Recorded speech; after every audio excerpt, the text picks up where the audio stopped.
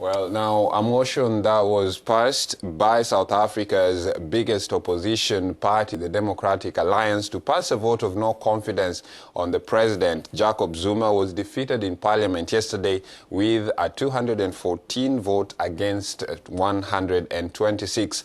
Zuma has so far survived won 3 motions of passing a vote of no confidence following a series of scandals, including using state coffers to renovate his personal residence. Now, while facing opposition from some members of his party, the ANC, he still retains a very strong loyalty among ANC politicians and even some party members.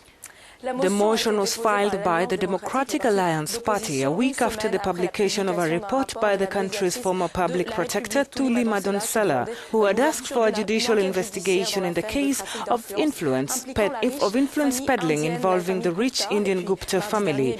And on Tuesday, the African National Congress Party had already announced that the motion of no confidence against the head of state would be rejected.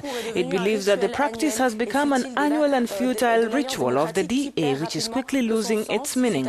Following the publication of a report on corruption at the top of the state, thousands of Jacob Zuma's opponents have protested, especially in Johannesburg. Always, we're being joined by Professor Somadoda Fikeni, who always gives us an analysis on what's happening in South Africa means. Good morning, Professor Somadoda. Thank you for joining us on the morning call. 3 motions of no confidence so far in confidence of vote in 1 year, and yet he has survived all of these. What do you make of this and Jacob Zuma?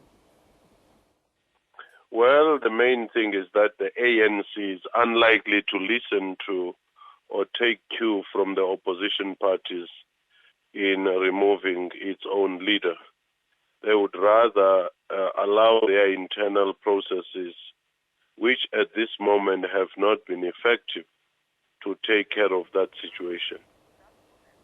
Now, Professor Somadoda, the number of people who voted against this has reduced once again compared to the last vote of no confidence that was in Parliament.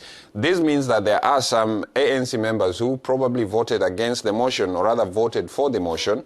Do you think a secret ballot could have made things look differently, and with the DA in play and advocating for this?